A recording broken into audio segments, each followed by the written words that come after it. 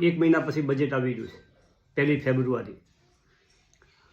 ડિફેન્સના અને રેલવેના શેરો દોડાવવામાં આવશે બજેટ પહેલાં. અને મિત્રો, બજેટમાં કઈ રીતની જોગવાઈ થાય છે? જોગવાઈ સરકારને કરવી જ પડશે. રેલવેનો વિકાસ કરવો પડશે. વસ્તી કૂદકે ને ભૂદકે વધી જાય છે. રેલવેની નવી નવી ટ્રેનો ચાલુ થતી હોય છે. રેલવેના પાટા નોખવા પડે. આ બધો આ કંપનીઓ કામ કરતી હોય છે.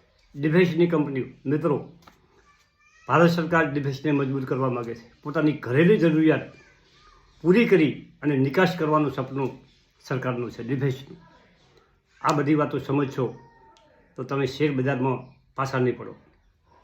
આ શેર બજારનું આગળનું ભવિષ્ય શું છે, આ કંપનીનું આગળનું ભવિષ્ય શું છે, એ ભવિષ્ય વિચારી અને હમણાં એક ભાઈએ તો એવું કીધું કે 2030 સુધીમાં ઇન્ડિયાના દરેક ઘર ઉપર સોલાર હશે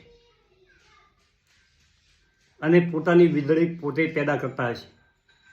દેશની સમૃદ્ધિ માટે પાવર ખૂબ જરૂરિયાત હોય.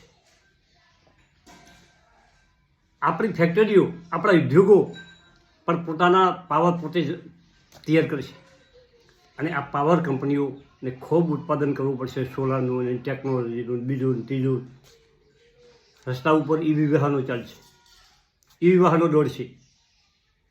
મિત્રો, એ સપનું છે અને સાકાર થવાનું છે. તો ઈવીની કંપનીઓ, ઈવીની પેટા કંપનીઓ, નવા નવા પાર્ક બનાવતી કંપનીઓ, આવી કંપની નવી નવી ગોતો અને રોકાણ કરો. તમારું સપનું ભેગું ભેગું સાકાર થાય એના માટે સતત જાગૃત રહો. બહાર જ દેવી નજર રાખો.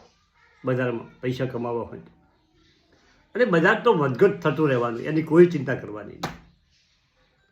વિજય કેડિયાએ કીધું હતું કે બજાર ઘટતું હોય તો શું કરો છો તમે? એક ભાઈએ પ્રશ્ન પૂછ્યો કે બજાર ઘટતું હોય તો તમે શું કરો છો?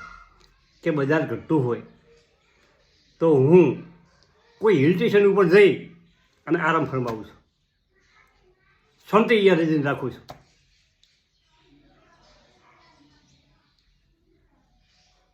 આવી વાતો બજારની.